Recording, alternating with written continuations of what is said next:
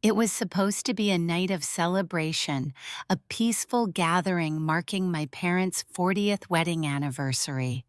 I had rehearsed my behavior all week: smile, politely nod at the small talk, don't react. I even picked out a pale blue dress I knew my mother wouldn't frown at, hoping it might set the tone for the evening. But all of that evaporated the moment my sister raised her glass. We were at an upscale French restaurant tucked away in a quaint Chicago neighborhood. The place had cream-colored tablecloths, waiters who moved like shadows, and a price tag that made your throat dry. It was the kind of restaurant where laughter had to be tasteful, where everything was subdued elegance, and showing up 5 minutes late was basically social treason. Naturally, I arrived 3 minutes early and still somehow felt late. My sister Vanessa was already holding court by the bar when I walked in. Perfect hair, red lipstick, and that voice that always sounded just a little too rehearsed, like she was one campaign away from running for office. She greeted me with an air kiss, the kind that barely brushed your cheek but screamed, "Look, I acknowledged you." "You made it," she said with the same tone you'd use to greet a distant coworker at a company retreat. My mother gave me a quick hug, careful not to wrinkle her silk blouse. My dad nodded, his eyes already darting to the wine list, like he was praying for distraction. I was seated at the end of the long table right beside a potted plant and across from a man I didn't recognize until he introduced himself twice. Apparently, my cousin Maddie's new boyfriend. He called me Claire the entire evening. Still, I smiled. I didn't roll my eyes. I didn't fidget with my phone. I kept reminding myself why I came to show them I was still willing to try, that being the bigger person meant something even if it went unnoticed. Tucked deep inside my handbag was an envelope I'd been saving for over a year. Not just money hope. I'd planned to give it to my parents as a gesture of reconciliation, a symbol of love without conditions. Not because they deserved it, maybe, but because I wanted to believe they might change. Dinner began like these things always do, clinking silverware stories about grandkids and vacation plans. When I mentioned I had just launched my own design studio, my mom blinked. "Do you get insurance with that?" she asked.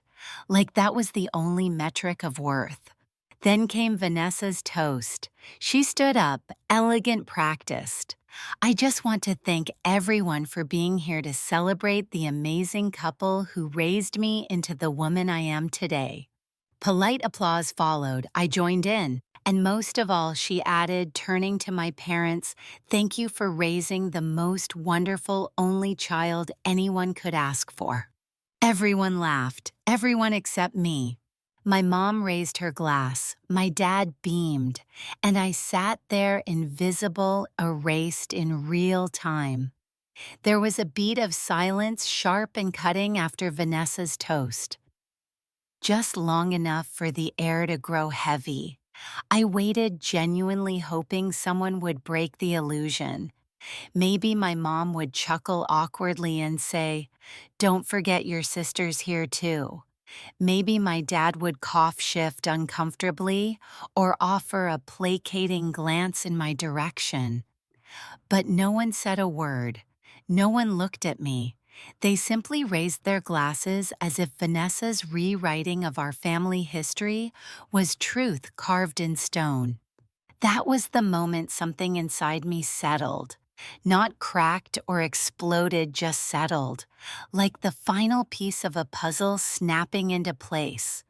I had been waiting for recognition, for acknowledgement for years, and that night I finally understood it wasn't coming.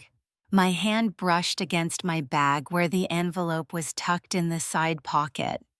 I'd touched it so many times that the edges were worn soft. Inside was a certified check for $50,000 savings from my business, my freelance work, hours upon hours of sweat and rejection and silent persistence. It wasn't about the money, it was about what it meant: a clean slate, a reaching out. I had planned to give it to my parents that night. No announcement, no grand speech, just a quiet moment, maybe in the parking lot, maybe when my dad reached for his coat. I would smile and say, "Thank you for everything, I want you to have this." Maybe they'd be surprised. Maybe they'd tear up. Maybe they'd hug me. Maybe.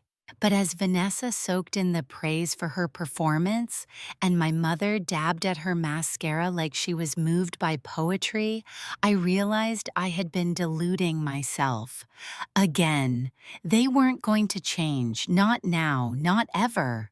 So instead of crying, I breathed, slowly, deeply.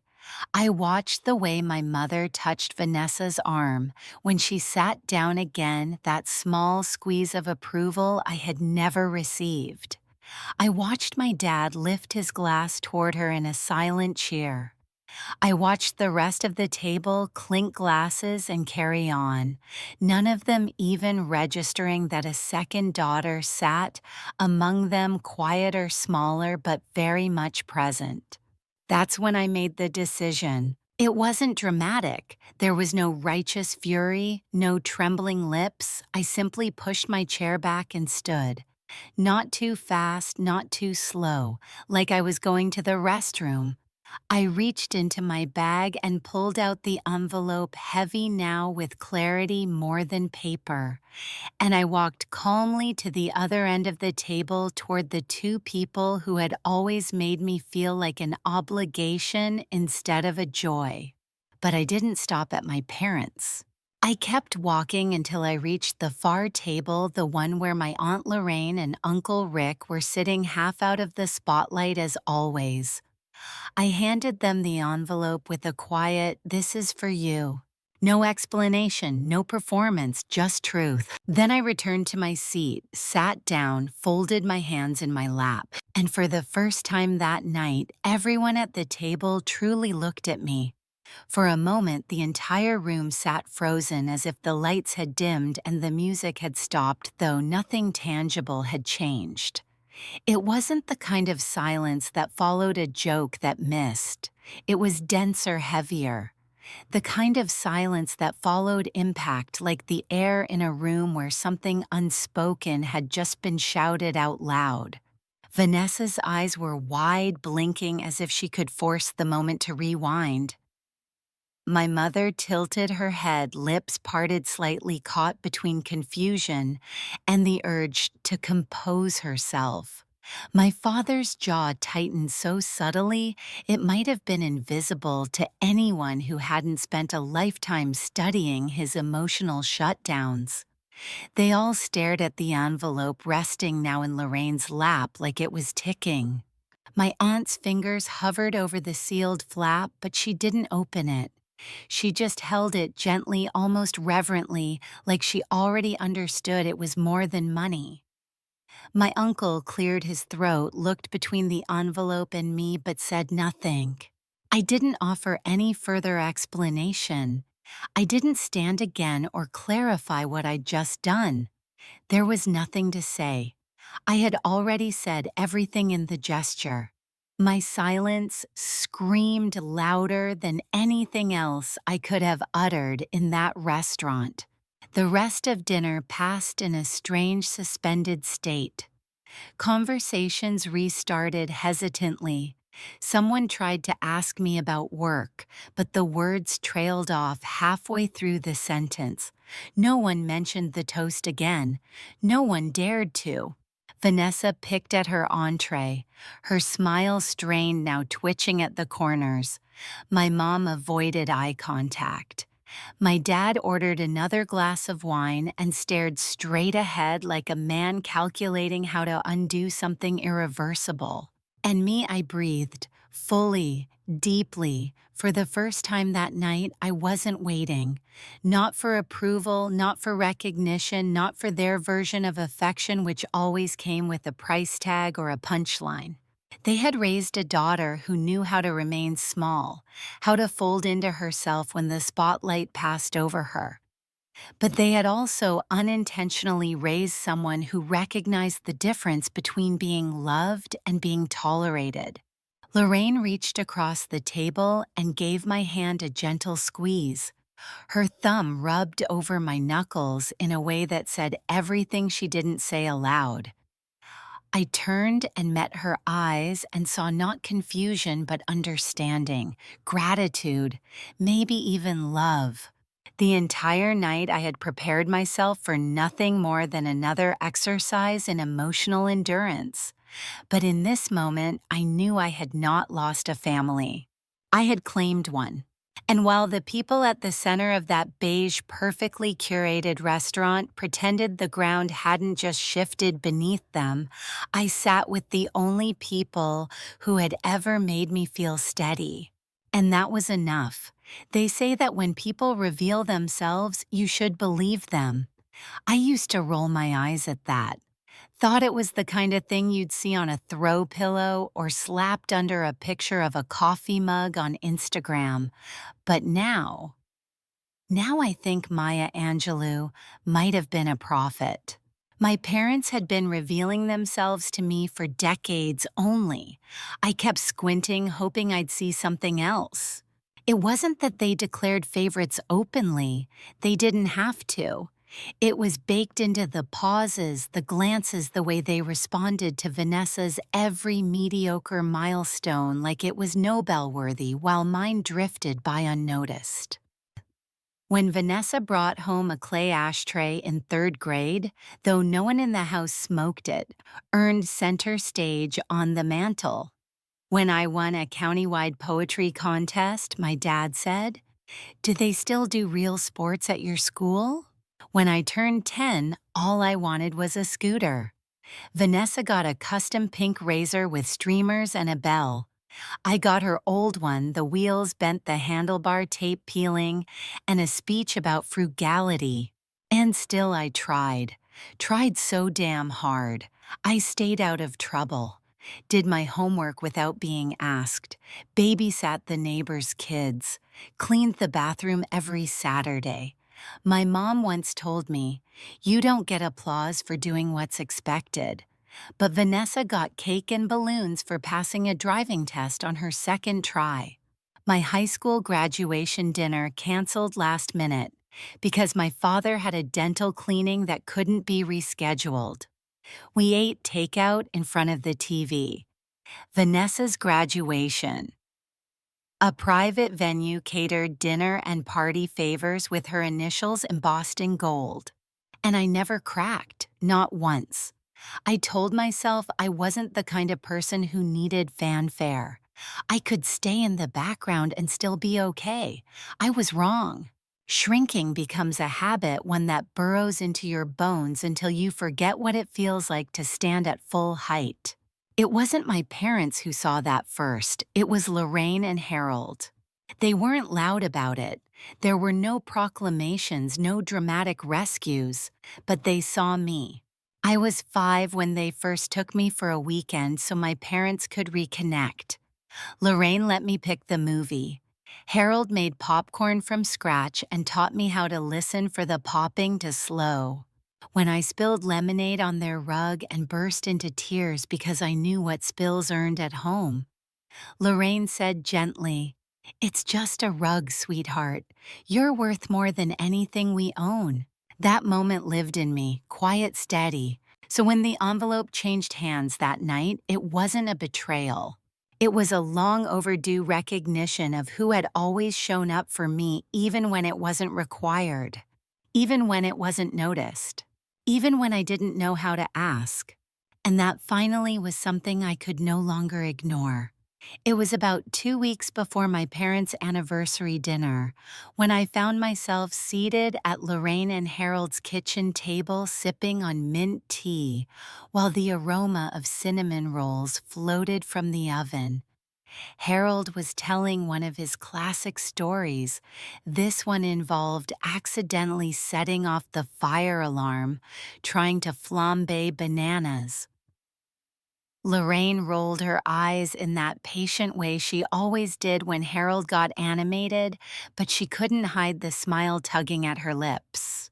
And I realized sitting there in their warm, light-filled kitchen that I felt more at home in that moment than I ever had in the house I grew up in. The story wasn't new. I'd heard it at least 3 times, but it didn't matter because here I wasn't the forgotten daughter or the backup plan. I was just me, and I was enough. I laughed and said it out loud, almost without thinking. You know, sometimes I wish I was yours. The words floated between us, half a joke, half something else entirely. Lorraine didn't laugh. She looked at me over the rim of her mug and said softly but firmly, "You are." That moment cracked something open inside me, a space I'd been trying to fill my entire life with approval that never came, gestures that went unnoticed, kindness that was never reciprocated, and here it was, uncomplicated, unconditional. I carried that moment into the anniversary dinner. I hadn't planned to do anything dramatic. The envelope was in my purse, sure, but I still imagined handing it discreetly to my parents at the end of the evening, maybe even walking away without expecting anything in return. A symbolic gesture, my way of saying I tried.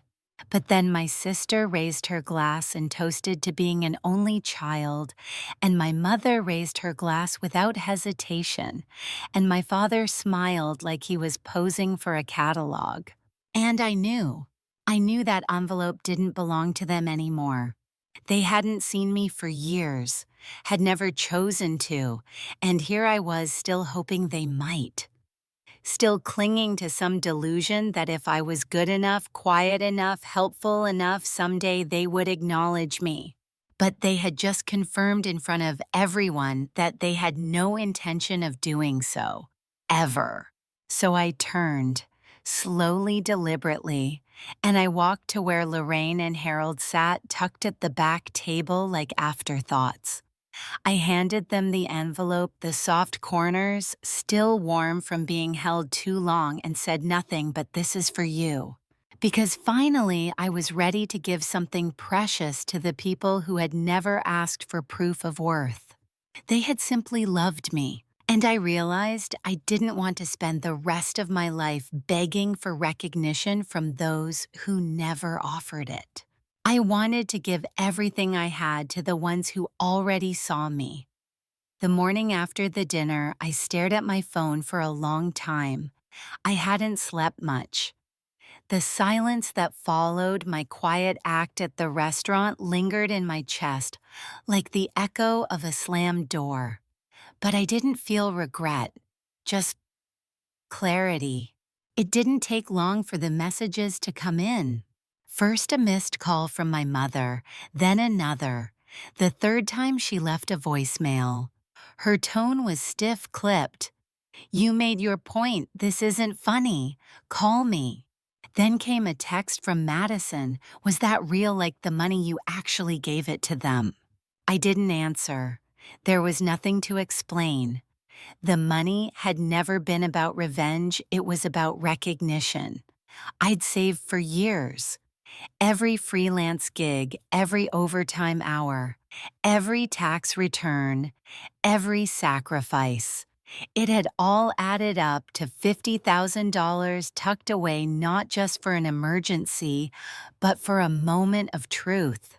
And I had chosen who deserved it. Of course, my parents didn't see it that way. Later that afternoon, I received a text from my father, a man who treats complete sentences as optional and emotions as liabilities. "We need to talk, face to face." I didn't reply, I didn't need to. But 2 days later, they showed up anyway.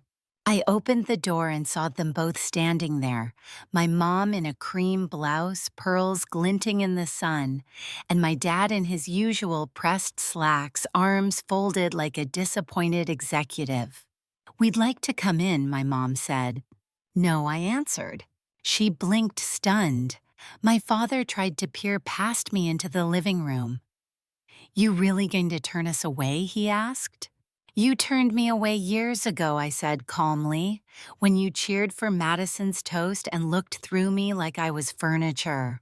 "It was just a joke," she insisted. "We didn't mean it like that." "You didn't mean anything at all," I replied. That was the problem. Dad's jaw tightened. "That $50,000. You were really going to give that to us?" I said simply, "but I gave it to the people who earned it." "You're throwing your family away," Mom said, her voice cracking. "I'm choosing one," I said. "That's different." They didn't slam the door when they left, but the click of it behind them felt louder than anything they'd said. It wasn't a confrontation, it was a confirmation. The boundary had been drawn, not out of anger, but out of self-respect. For the first time, I wasn't waiting to be seen. I had seen myself, and chosen to be seen by those who already loved me. The fallout didn't end with the awkward silence and unanswered voicemails. That was just the first wave. The next came in the form of a carefully staged social media post. Vanessa poised beside a black and white photo of our parents' wedding, her caption artfully vague. "Some people only come around when there's applause. Real family shows up in the quiet." The comment section was flooded with sympathy from her curated digital choir. I didn't respond. There was no need. The following morning, I got a call from Lorraine. Her voice was quiet, tight with emotion. "They've been messaging us," she said. "I figured," I replied. "They're trying to say we manipulated you, that we're driving a wedge." "You didn't." I know she said, but I could hear the weight in her breath. "We don't want to be in the middle of something ugly." "You're not," I told her. "You're where you've always been next to me." There was a pause. "We're not going to cash it." "The money." "Yes, we don't need it." "I know I said and I did, but I need you to. Because I can't rewrite the past, but I can say thank you properly." She sniffled. "You're going to make me cry." "Good," I said with a smile. "Because I've done enough crying for both of us." That evening, I sat on my tiny back porch with a glass of wine and let the stars remind me that the universe was vast and my choice had made room for something better.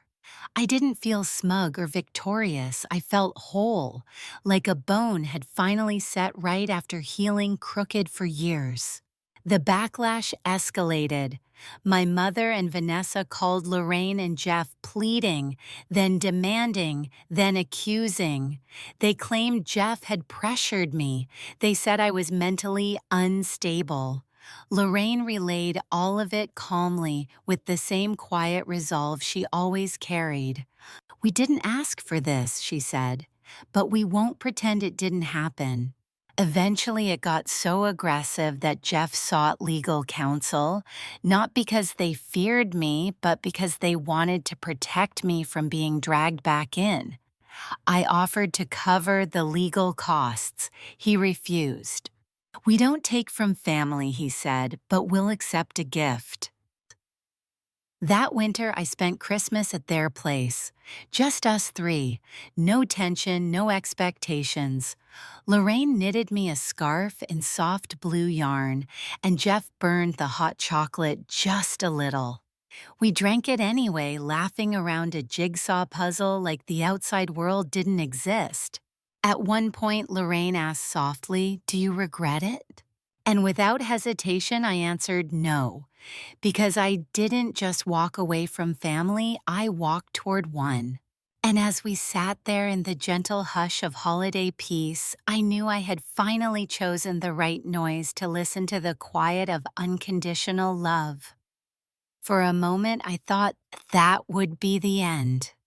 That after the holidays, they would lick their wounds in private and let the silence be the final note. But silence for people like Vanessa and my parents is never closure, it's just a pause before a new performance. It began with a voicemail from my cousin Theo, who I hadn't spoken to since college. He wasn't known for loyalty, only convenience. Hey, his message said, your mom's been saying things about the money, about you. You might want to check your socials. I didn't want to, but I did. There it was, my mother's post, long and winding, dripping with sanctimony, vague enough for plausible deniability, specific enough for those who knew the story. She quoted scripture about forgiveness and betrayal, dropped hints about a daughter led astray, and lamented the heartbreak of being punished by someone you gave everything to. The comments poured in.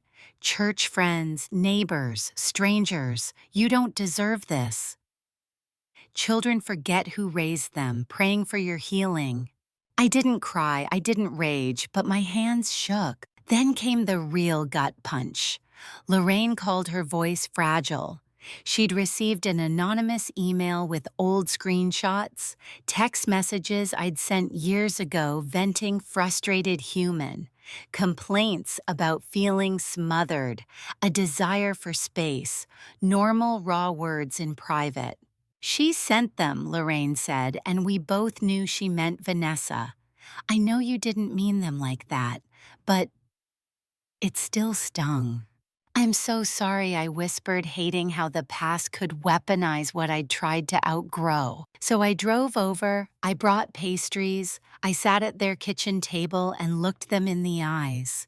I never meant to hurt you, I said. You were the first people who really saw me. I was tired and angry and scared back then, but I've never stopped being grateful. Not once. Lorraine reached out and took my hand. Jeff refilled my coffee. That was their way, present, steady, without spectacle. I didn't need them to say it. I just needed them to stay. That was the moment I knew I'd spent too long trying to fix what never worked. Trying to earn space from people who only saw me as a shadow of someone else. I wrote the letter the next day, not angry, not bitter, just resolute. Do not contact me again. Do not attempt to reach me through others. Do not spin narratives. Do not expect forgiveness. This is not punishment. It is peace. I wish you well, but I wish myself better. I printed it, signed it, mailed it certified just so they couldn't say they missed it. 1 week later, my mother called from an unknown number. I didn't answer. Her voicemail was the final act, tears at the beginning, venom at the end. You've ruined this family. You've broken your father. Are you proud? And this time I was, because I hadn't broken anything. I'd finally stopped pretending it wasn't broken all along. That Christmas, the first without obligation or guilt, was quiet. It snowed lightly in Asheville, just enough to dust the streets white without burying them. Inside Lorraine and Jeff's home, warmth glowed not just from the fireplace, but from the ease of being somewhere I didn't have to earn love. We didn't do anything grand. We played board games, made cinnamon rolls from scratch, drank cocoa. Jeff accidentally scorched but insisted was just extra toasted. Lorraine knitted me a forest green scarf and made me promise I'd actually wear it. I did every day that week. On Christmas morning, Lorraine leaned over and asked softly, "Any regrets?" I didn't even have to think, no, not even for a second. I hadn't just walked away from a family that hurt me. I had walked toward one that had always quietly held me up. I stopped waiting to be chosen by the people who had already made their choice. And I chose differently. The phone calls dwindled. The guilt campaigns faded into silence. I heard through a mutual friend that Vanessa had deleted her social media. My parents stopped posting family photos. They retreated into their echo chamber, but I didn't look back. Some nights I still think about that dinner, the way my sister's smile stiffened when I handed the envelope to someone else, the way my mother's eyes froze, my father's clenched jaw like the truth had physically hurt him. That memory used to sting. Now it reminds me that that was the night I reclaimed my voice, the night I stopped apologizing for taking up space, the night I said without needing applause, enough. Not to shame them, not to humiliate, but to finally stop playing the understudy in the story they'd written without me in mind. The letter I sent remained unreturned. No reply, no apology. Just the faint, predictable silence of people who believe they're always right. But I didn't need closure from them. Closure isn't something others give you. It's something you grant yourself.